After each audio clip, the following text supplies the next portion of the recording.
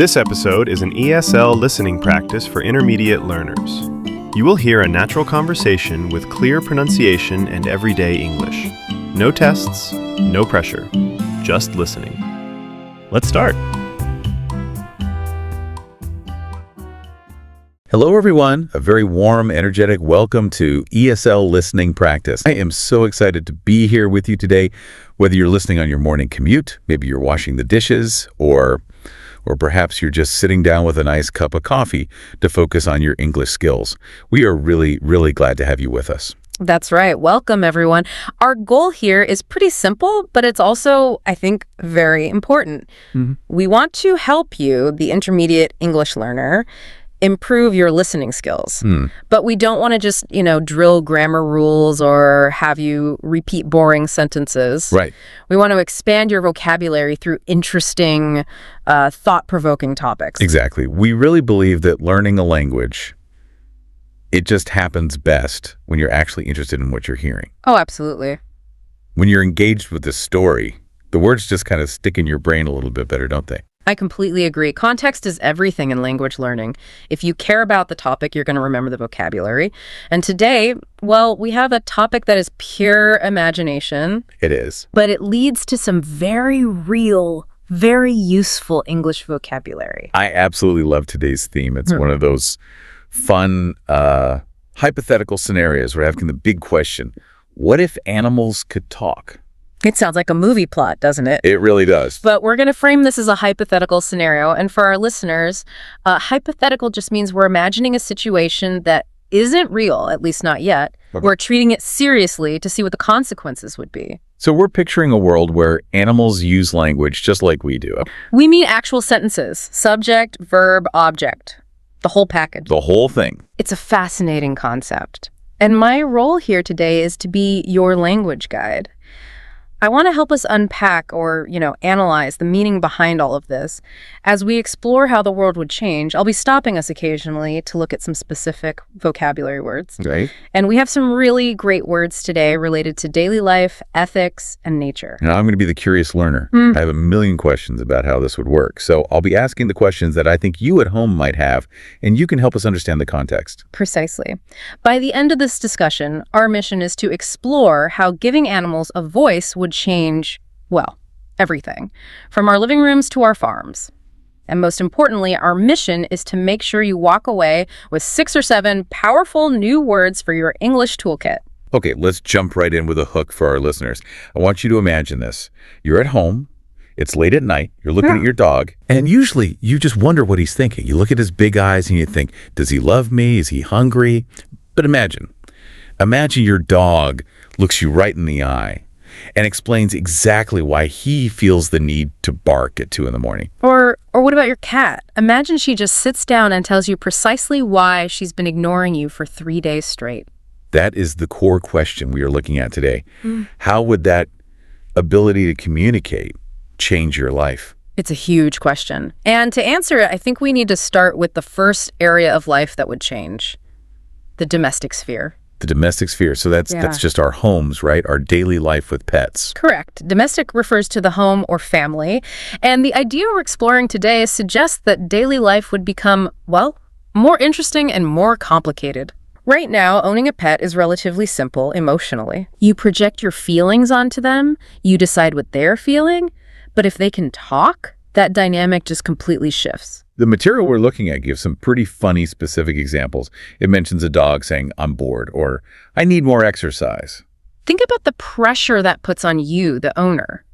Right now, if your dog sighs, you might think, oh, he's just tired. Right, you can ignore it. You can ignore it and keep watching TV. But what if he says, excuse me, I have been sitting here for 6 hours and I need to run. Why aren't we going outside?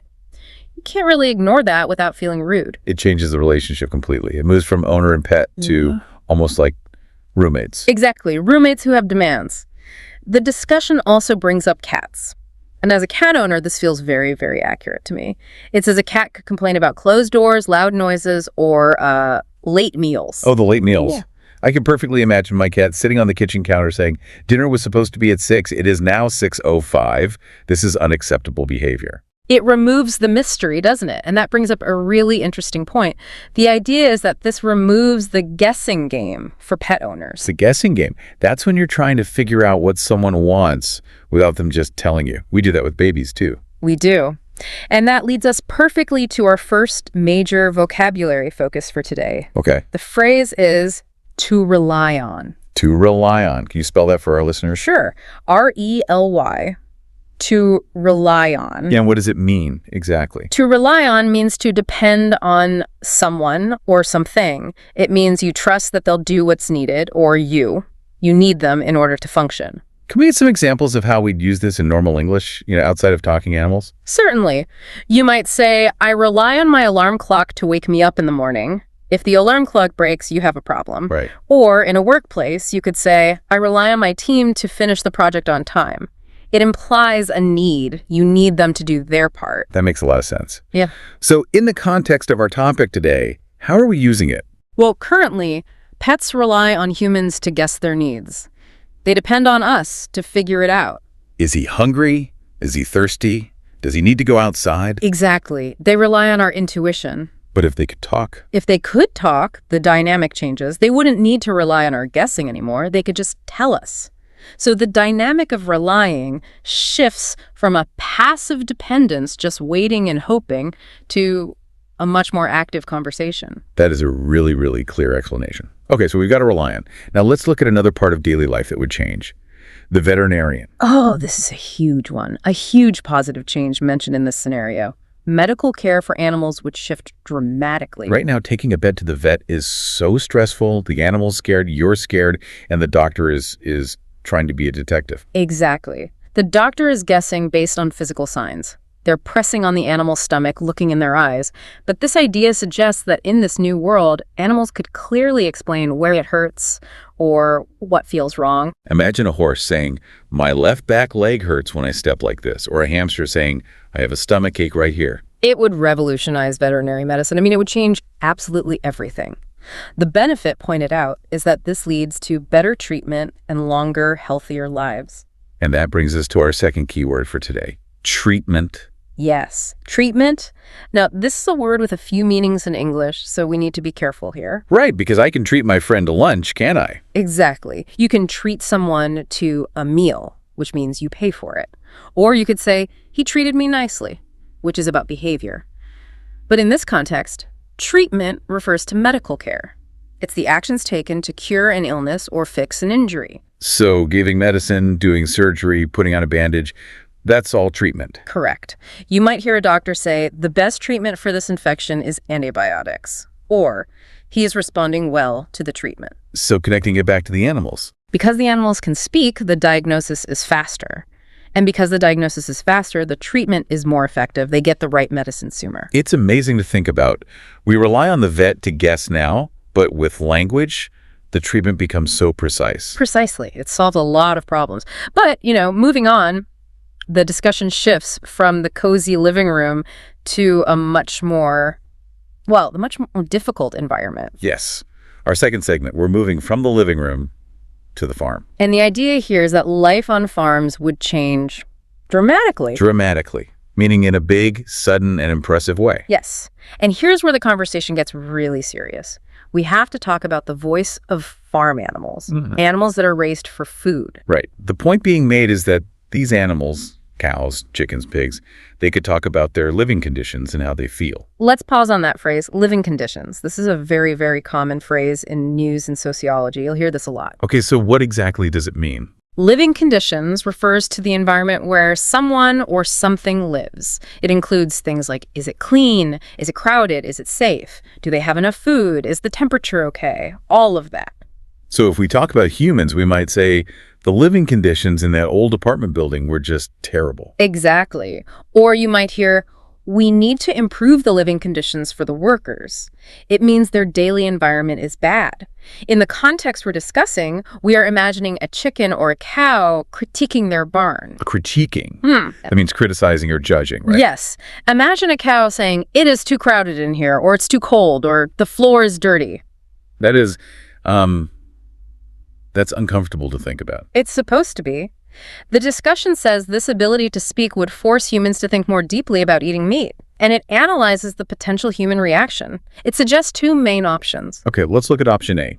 Option A is that some people might just stop eating meat entirely. They'd become vegetarians or vegans. Which makes sense. It's very hard to eat a hamburger if the cow just told you about its favorite field to graze in. The emotional barrier becomes very high. It stops being just food and it starts being a person, or at least a personality. But then there's option B. Right. The idea that others might not change their diet, but they would demand better conditions. Exactly. They might still eat meat, but they would demand humane conditions. And this leads us to our next vocabulary word, humane. That's spelled H-U-M-A-N-E. It looks like the word human with an E at the end. It does, and they are related historically, but humane has a very specific meaning. It means showing compassion, benevolence, or kindness. It specifically means causing the least amount of pain possible. We usually use this word when talking about animals or maybe prisoners, right? Yes, that's right. We rarely say he was a humane boss. We usually just say a kind boss. But we talk all the time about the humane treatment of animals. It means treating them with dignity and avoiding cruelty. So, in our hypothetical world, consumers might demand that farms are humane. They want the animals to be happy and pain-free, even if they're eventually eaten. Which brings us to a really complex concept. The suggestion is that food choices would become not just personal, like, I prefer chicken over beef, but also ethical. Ethical. Yeah. This is a big word. We hear it in business, in medicine, in philosophy. And it is essential for intermediate learners. Ethical relates to moral values. It's all about the concepts of what is right and what is wrong. How is that different from just, following the law? That's a great question. Law is what is written down by the government. Ethics is what you feel is right in your conscience.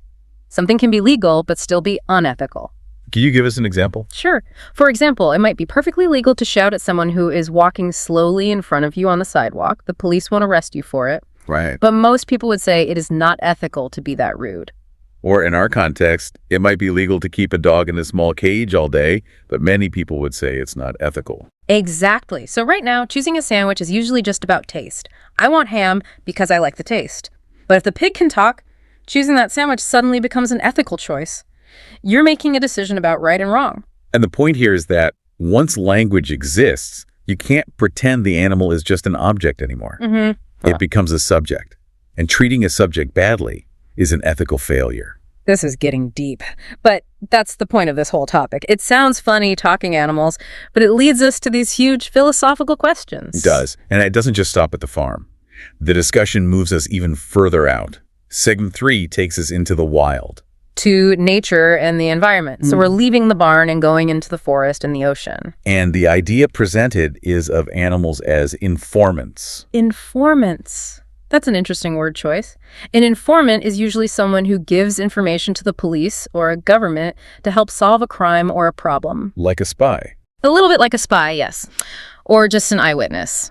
And the idea here is that wild animals could help humans understand what is happening in nature because they live there. They see things we just don't. It mentions forest animals specifically. What could they tell us? Well, imagine a deer or a bird. They could warn humans about a forest fire long before we can even see the smoke. Oh, that would be amazing. They could run out of the forest saying, "Fire! Fire in the North Valley!" Or they could tell us about the water. They might say, "Hey, the water in this river is making us sick. There's pollution here." Or there's a lack of food in this valley. That would be incredibly useful. We rely on satellites and sensors now, but animals are. They're on the ground. Exactly. They are the eyewitnesses. And the discussion also mentions ocean animals. Think about whales or dolphins. They could explain the damage caused by plastic waste. Or noise pollution. We know that ships make a lot of noise that hurts whales' ears.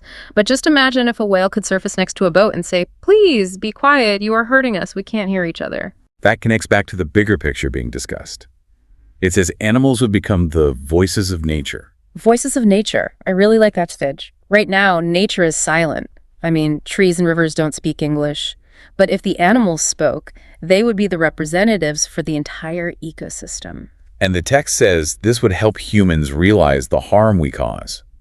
I mean, it's one thing to see a chart or a graph about global warming. Right. It's another thing entirely to hear a polar bear explain that the ice is melting and it can't hunt for food. It makes the abstract concrete. It makes the data personal. When you hear a story from a living being, it affects you emotionally. But we have to be honest here. Our fourth segment warns us. This isn't all Disney movies and happy endings. No, it is not. It's explicitly stated that although this world sounds magical, it would be emotionally difficult. Emotionally difficult. Why? Because of the discomfort. We would have to hear things we really don't want to hear. The text mentions hearing animals talk about fear, pain, or sadness. We couldn't ignore it. Exactly, and a very strong phrase is used here. The inability to ignore animal suffering. Let's look at that word, suffering.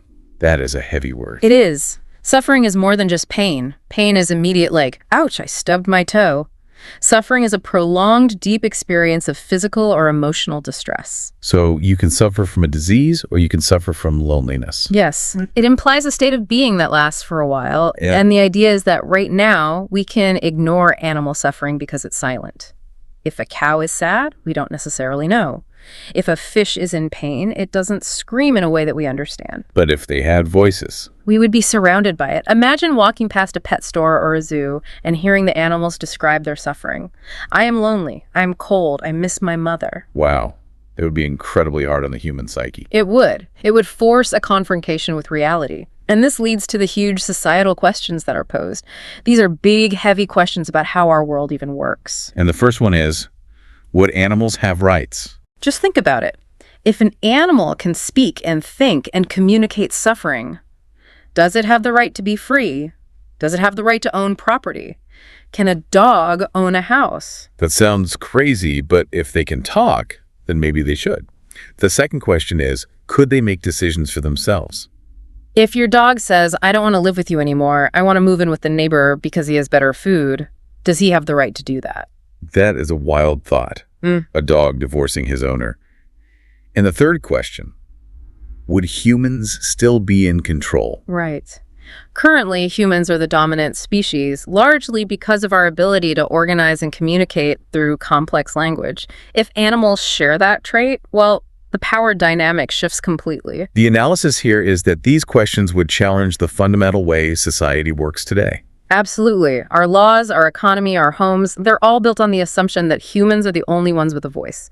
If that changes, society has to be rebuilt from the ground up. It's a lot to process. It starts with a talking dog and it ends with a complete societal revolution. That is the power of language. Language is power. So let's try to bring this to a conclusion. Let's reflect a bit. Is there a positive outcome here? Or is it just chaos? There is a positive outcome suggested.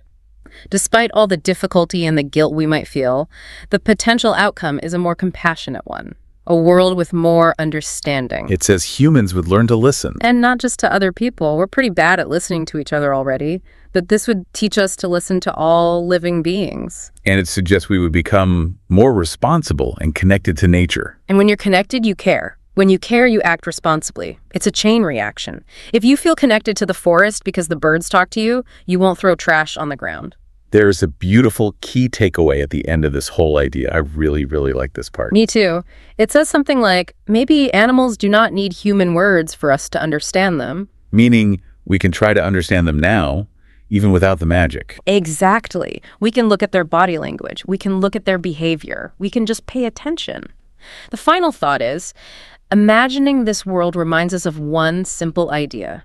Every life matters. Every life matters. That is a powerful message to end the analysis on. It is. Whether it speaks English or not, a life is a life. Okay, we have covered a lot of ground today. We've gone from the sofa to the slaughterhouse to the wild ocean. And we've learned some great vocabulary along the way. Should we do a quick recap for our listeners? I want to make sure these words really stick. Let's do it. I'll say the word and you can give us the quick definition again. Ready. First one, to rely on. To rely on means to depend on someone or something, like how pets rely on us for food, or how you rely on a bus to get to work. Next up, treatment. In our context today, that means medical care. The actions a doctor or vet takes to help a sick patient. Good. Living conditions. That's the environment where someone lives. Is it clean? Is it safe? Is it spacious? We use this for people and for animals. Related to morals.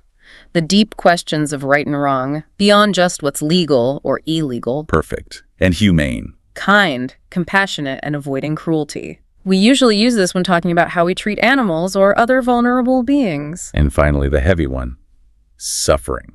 Deep physical or emotional pain or distress that lasts for a period of time. Fantastic. I really hope everyone listening was able to catch those nuances. Context is key. Try to use these words in your own sentences today. Maybe write them down in a notebook. Before we sign off, I want to leave all of you with a final provocative thought. This is just something for you to think about after you take off your headphones. Go ahead. The scenario today asked us to imagine the whole world changing. But let's make it small. Think about your own pet, or maybe even a bird you see outside your window every day. If that one specific animal could say just one sentence to you right now, only one sentence, what do you think they would say? That is a great question. Would it be, I love you? Or would it be, feed me? Or maybe, open the window? Or stop singing in the shower? Probably that one for me. Thank you so much for joining us on ESL Listening Practice. We hope this discussion helped you stretch your listening muscles and maybe think about the world a little differently. Keep listening, keep practicing, and keep learning. Until next time, farewell.